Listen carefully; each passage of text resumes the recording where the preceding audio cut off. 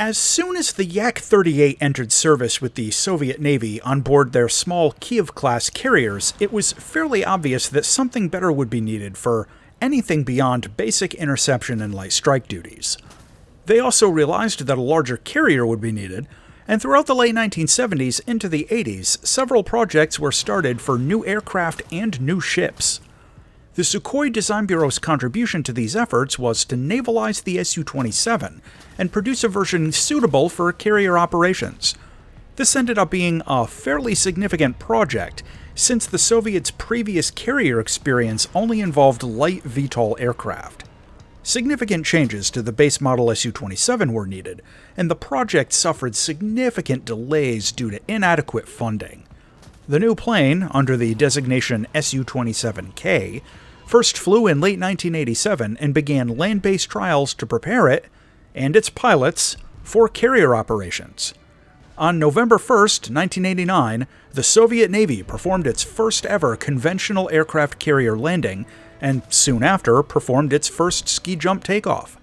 More testing was done, as the Soviets were fairly confident that they had the fundamentals down, but needed to refine both the aircraft and their operations on board the new Project 1143.5 carrier, which was originally named Tbilisi. After the collapse of the Soviet Union, funding for the program was reduced to an absolute bare-bones minimum, and the work proceeded even slower than before. The final version of the fighter was designated Su-33 and incorporated structural changes after the carrier trials of the Su-27K prototypes, as well as more modern internal systems. The plane finally became fully operational in 1999 on board Russia's aircraft carrier, which had since been renamed to Admiral Kuznetsov. Since then, logistical and financial problems keeping the carrier operational have limited the use of the Su-33, and only about 20 were built. It saw its only combat deployments in 2016, and it was used to strike the al-Nusra terrorists in Syria, although the effectiveness of this deployment is debated to this day. What we get in War Thunder is the Su-33, a naval jet fighter squadron vehicle in Rank 8 of the Soviet air tree at battle rating 13.0 for air and 12.3 for ground.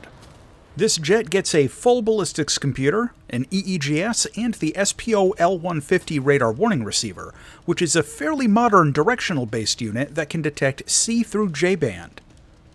Its radar is the N001K, which is similar to the radar of the basic Su-27, but has better tracking and, in general, is just a lot more reliable. It's got head-on and all-aspect pulse Doppler modes, track-wall scan, and helmet-mounted targeting. For weapons, the Su-33 has 12 hardpoints for air-to-air missiles, dumb bombs, and unguided rockets. The dogfight missile it gets is the R-73. This is an incredibly high-performance, all-aspect infrared weapon with 40 Gs of pull, insane high off-bore sight tracking, and infrared countermeasures. For medium-range shots, it gets both versions of the R-27E, the infrared-guided ET, and semi-active radar-guided ER. Both of these remain surprisingly effective, even in the current top-tier air battles meta as of late 2024. They both have 35 Gs of pull, inertial tracking, and really strong flight performance, making them arguably the best medium-range, non-active radar missiles that are present in the game. In terms of its overall flight performance, the Su-33 is similar to other jets in the Flanker family, but with some twists. The most obvious feature on this jet is going to be the large set of canards out on the front. These provide some additional advantages and some instantaneous turn response, but they come with a price tag.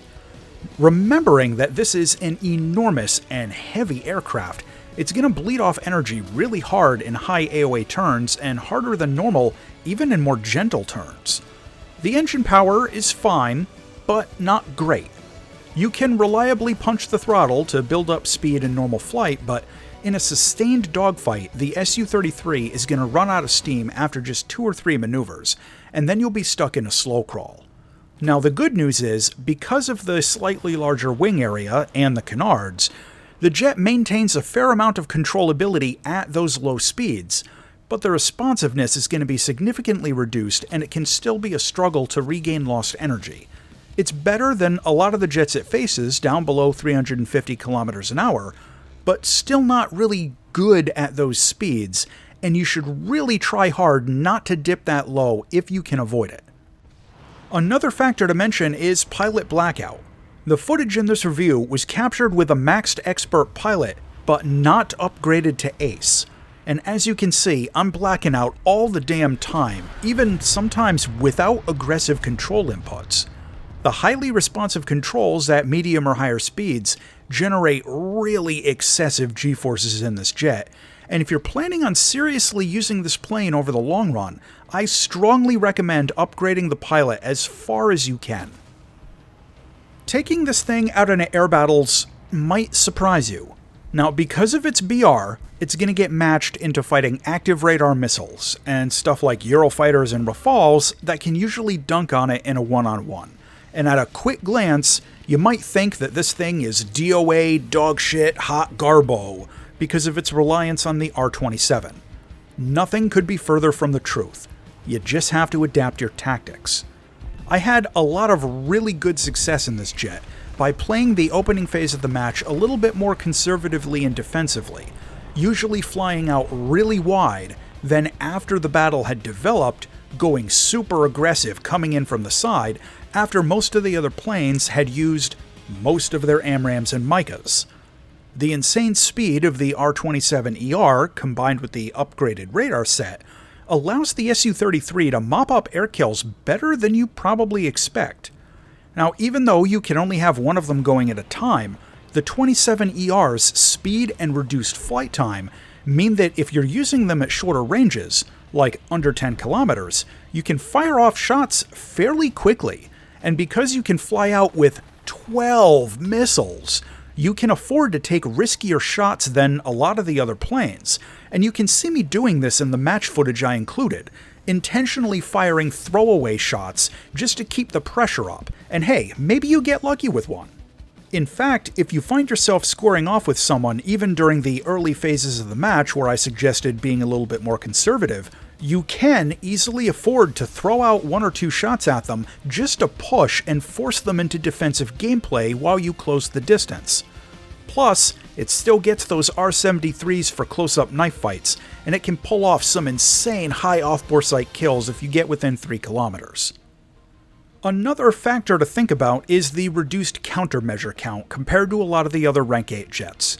You have to be more careful and use them a bit more sparingly, and if you've been flying other top-tier fighters, it might take you a few matches to adjust to the reduced count.